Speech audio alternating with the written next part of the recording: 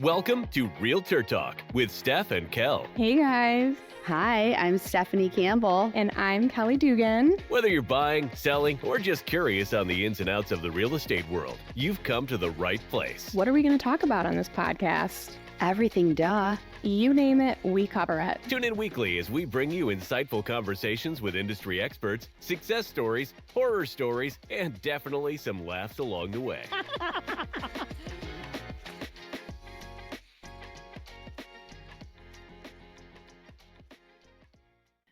Hi. Hello. We were just chit-chatting before. I was going to say, what were you saying? I was going to say, what was that? The one, was it the last recording when I came in from school lunch at my son's school and I was Yes. so happy? Yeah, Stephanie's not in the best mood today, but I'm just tired.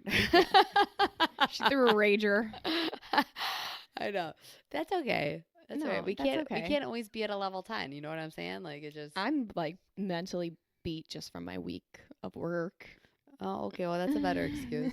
I mean, I do have a lot I need to. Yeah, you do too, but I feel like that. You haven't had any like gut-wrenching things happen like me lately? No, I haven't been on an emotional roller coaster Yes. lately. So that's kind of funny because we are going to talk about a little bit of an emotional roller coaster today, right? Yeah, I actually had so this is a story I literally text Stephanie. I'm like, this is a great story for the podcast.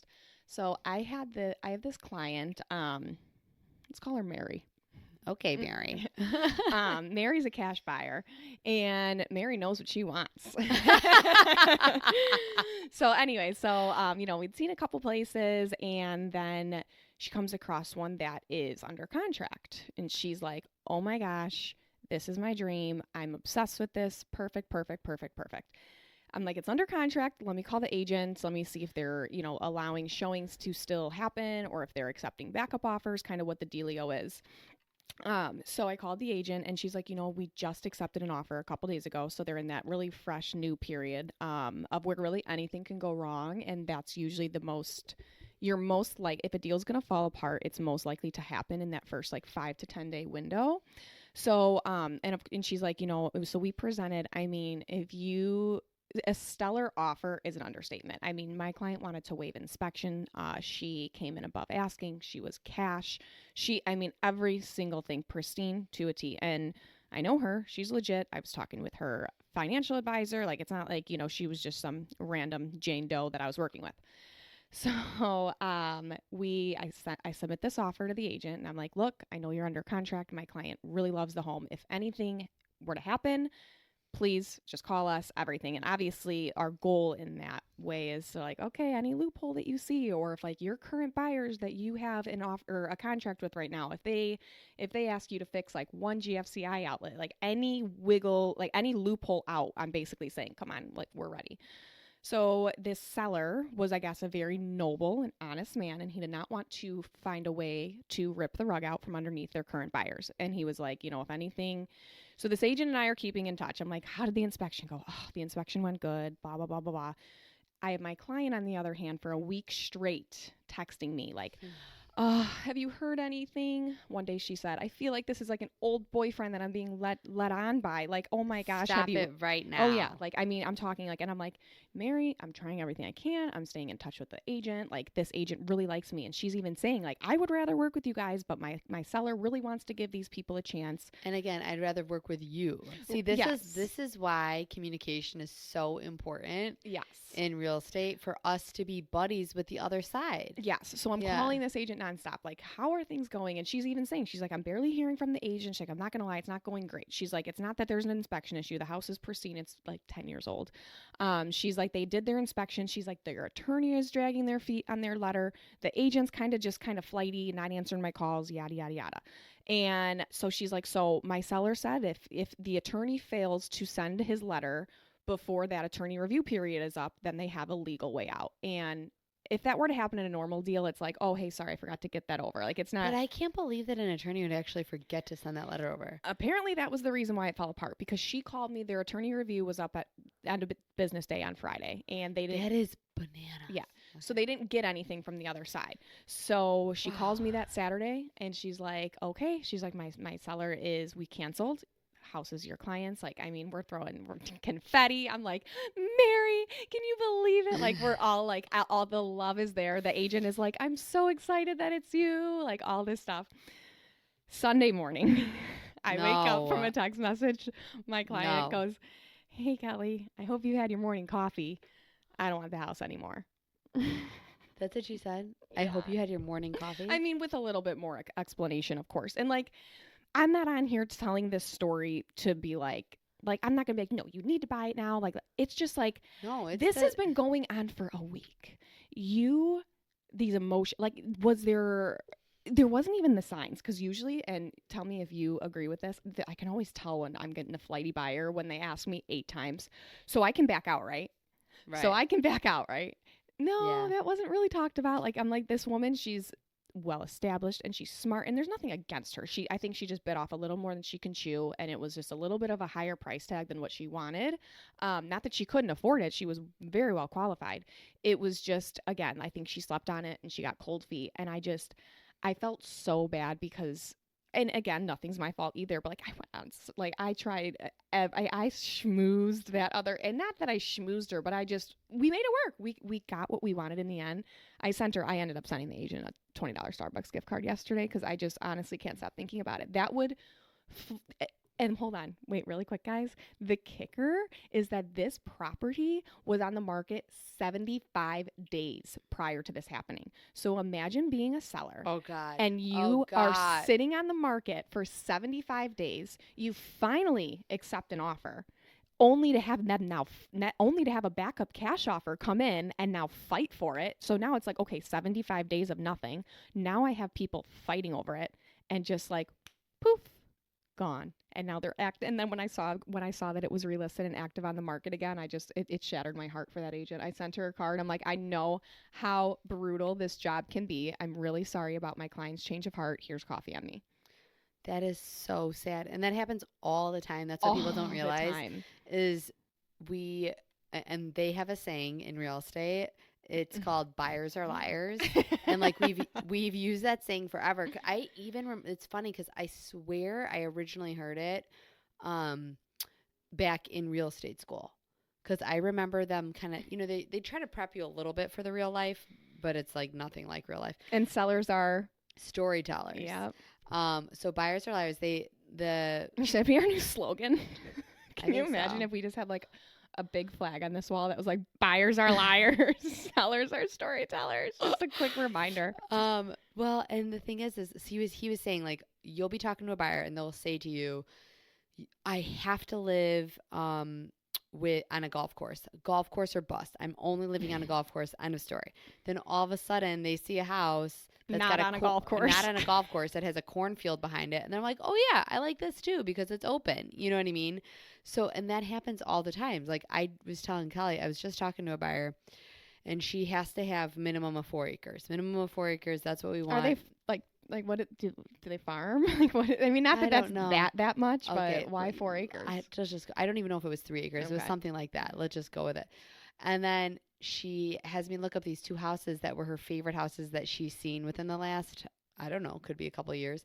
One of which they put an offer on, and it's on an acre. And like one was on less than an acre. I'm like, wait, so do you want me to adjust your search criteria? Because I'm not going to send you anything that's under whatever. Let's say it was 3 acres. Yeah. She's like, no, keep it at 3 acres. I'm like, what? Okay. You know, but that's it. You have to kind of have a little bit of sense to know beyond what they mean, to see into the future. Yeah, because there's no way if I just follow direct instructions like that, you know. I have a client, and honestly, at this point, and she even knows this too. Like I look at her as a little sister almost at this point. I've had her almost 2 years, and she went under contract once, got cold feet, and like everything we see, like she's just nervous. And it's not like it's a million showings a week. It's very sporadic, but she'll go on kicks where she wants to see, and that's the same thing. Is she's so adamant about a townhouse feel with some sort of an outdoor space, but all week she's been sending me condos. And like, I'm like, that was literally your must have, like deal breaker. Like I want a ground level outside backyard feeler bus. And now you're sending me condos that are on the 3rd floor. And that is fine. Like I like, we're on your team. Like, let's lay it all out there. Like, hey, I'm open to a townhouse on ground level if it's within maybe the condo budget that up. You know what I'm saying? Like you got to distinguish between budget and what you're going to get, and your must-haves, they have to align with that budget. Like you can't have a must-have when your budget is, $100,000 less than what usually that must-have you have entails, if that makes sense. 100%. And people always change their mind. Yes. That's the thing. It's just so funny how adamant they are about their deal breakers. And that's what makes it hard. People always think that one of our biggest jobs is finding the house. No. It's not. It is not one. We are your consultant.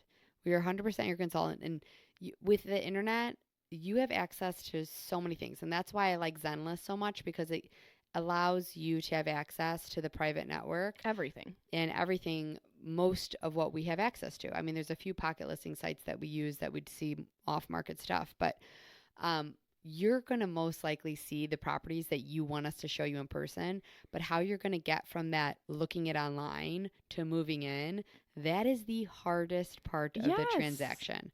It's not about finding the home. It's about keeping the deal together and keeping everybody cordial and in good spirits. Because if we just let buyers and sellers take it from here, it would be not okay. Yeah. Wild west out there. It would be.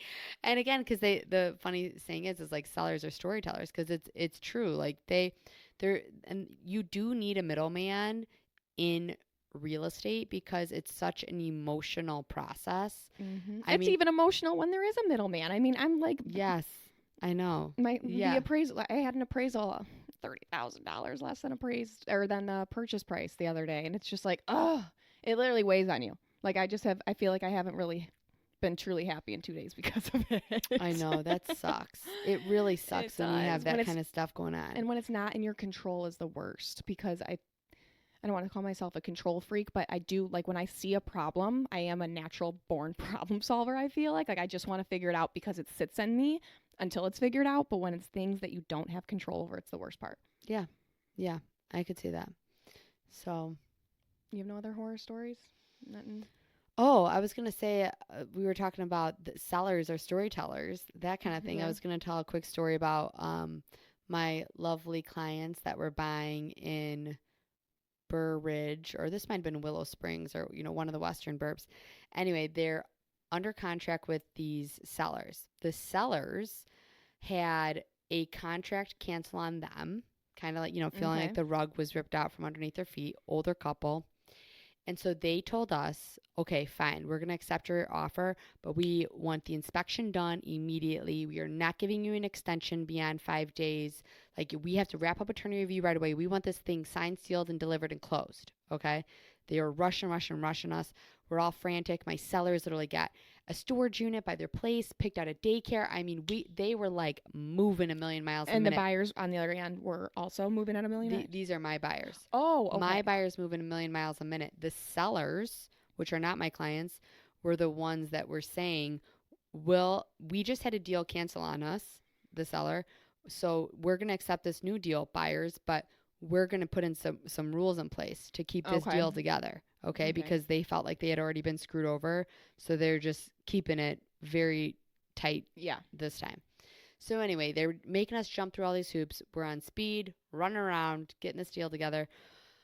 And because in Illinois, you're basically vulnerable the entire time you're under attorney review. Yeah. And so that is a very stressful period for buyers and sellers, because either party can literally back out completely penalty free in this moment, guys. I mean, it doesn't matter if you put $1 million of earnest money down. Like, if you back out during this attorney review period, you're totally fine. Like, you wake up tomorrow like nothing happened. Right.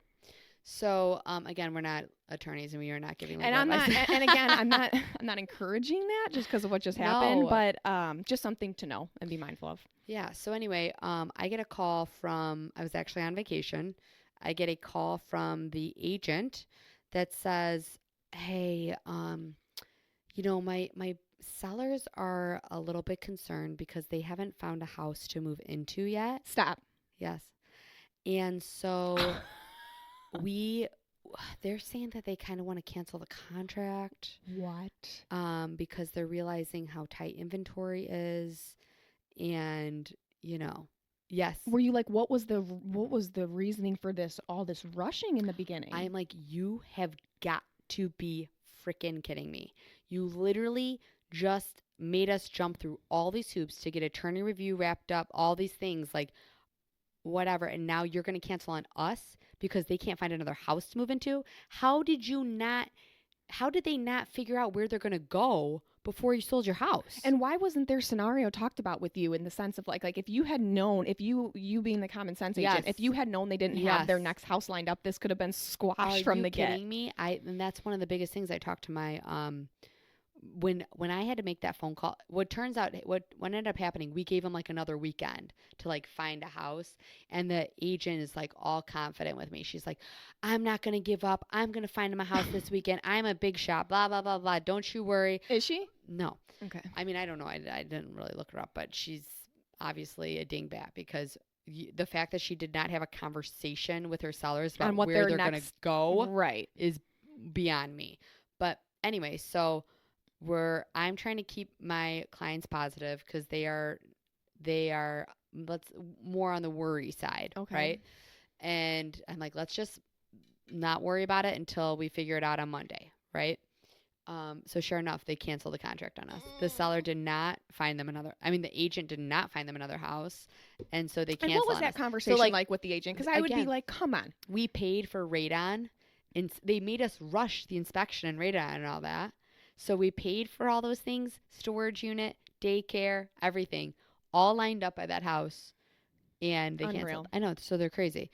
But this also makes me think about another sellers being storytellers situation.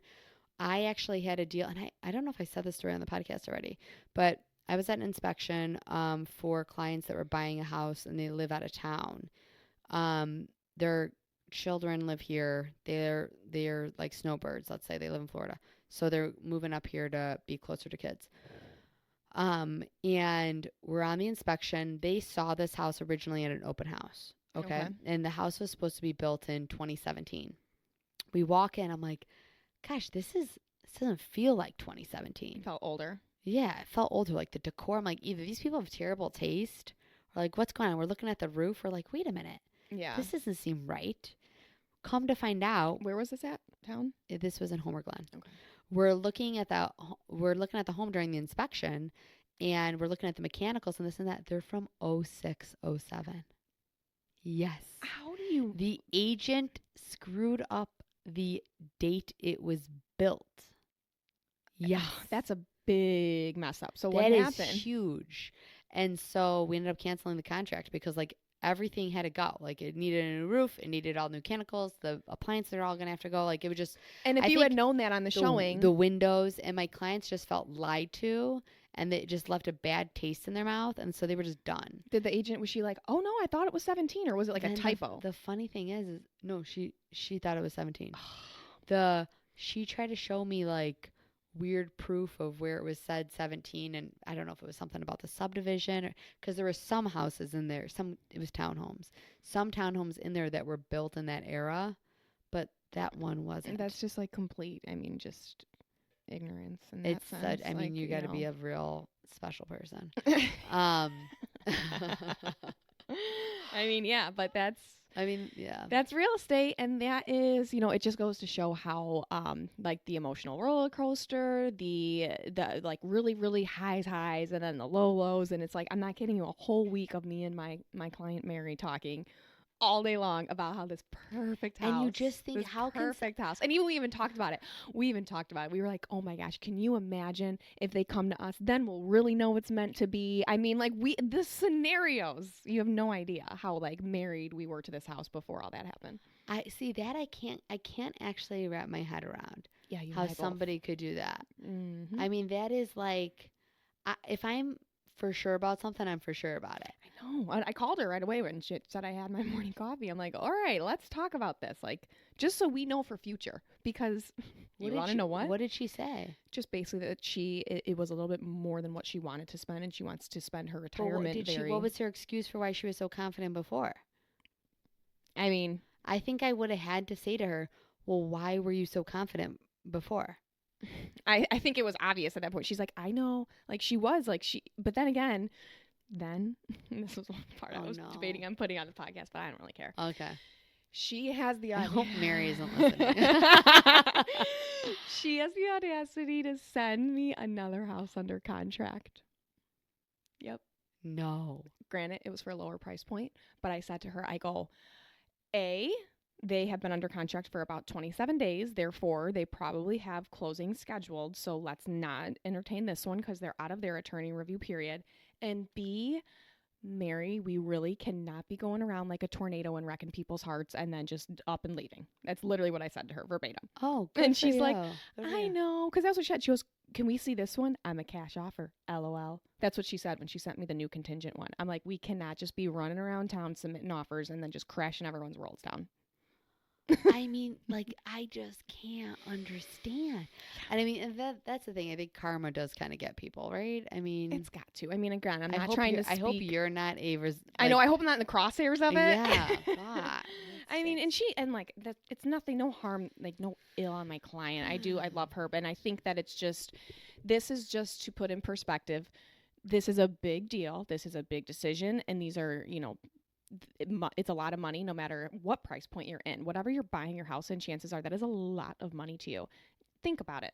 And especially the week thing kills me. That's what, like, you had 7 nights to think about. I mean, that this. was a special case. I am somebody that definitely is prone to changing their mind. So I wholeheartedly understand when my sellers or buyers want to change their mind. Yes. It's okay to change your mind. I always tell my clients, you have to be selfish in this instance. This is your life, not my life. You can't make your decision based off of how somebody else feels, because there's people that are genuine, like, people pleasers and want to do things just for other people. You cannot be that. You have to do what is best for you. Absolutely. End of story. But I'm not understanding why someone's begging for a house for a week and so sure, crazy confident, and then they're canceling. Let's just hope that was just like a one time in my career thing, and like, but that I did want to share that story just to show you. I mean, the emotions, like just the emotions and the change of heart that can come with this, and you have to be tough on, and you have to go into this with a strong mindset. Yeah. All right. Good note to wrap it on. That's all she wrote today, folks. See you later. Bring us some topics. Until next time. Yes, please. Submit topics. Because me and Stefanie are just going to have to start talking about like pop culture at this point or something. Should we talk about Diddy or? Oh my gosh. I've been in a black hole on that. I'm not going to lie. We can really get into it. I mean, we can start covering TV shows we like. I mean, I watched a really good one recently. The one on Netflix? Which one? Nobody Wants This? Yes! So good. My God. Seth Cohen from the OC. Oh my God. How did you know that that's what I was going to say? I just had a feeling because everyone's talking about it. It's so good. Me and all my girlfriends love it. Seth Cohen from OC. It makes me want to start the OC again. I mean, he's cute as a button. I know. And is he Jewish in real life? I don't know. But he's perfect. Like, even just when she tries to play games with him and he's like, yeah, that's not going to work with me. Oh, like, he's just perfect. I know. Oh my gosh. Okay. Well, you guys, wow. Everyone watch Nobody Wants This on Netflix. And there is actually a Diddy documentary on Hulu too. That's pretty good. Gives you some good background. However, there's already. Well, yeah, but it was because this was like started in like February, March. He didn't get officially like in cuffs until as of recently. But like the charges started in the winter. But I am so happy that, well, I hope it's not a rumor. I hear that 50 Cent is doing a documentary. 50 Cent has been openly against Diddy for, decades, forever. So like he's almost laughing about all of this right now, like because he's been like warning people. But Netflix, from the source I read, Netflix confirms that there is going to be a documentary produced by 50 Cent on the downfall of Diddy. Wow. If that's not something that I'm so excited for. We might have to have a full episode. Should I do a projection screen in here? So, yeah. So that's that for I think it's the title of this podcast going to be Buyers Are Liars and What's Going On with Diddy. No. All right. Well, that's all we got this week, guys. Okay. Bye. Bye again.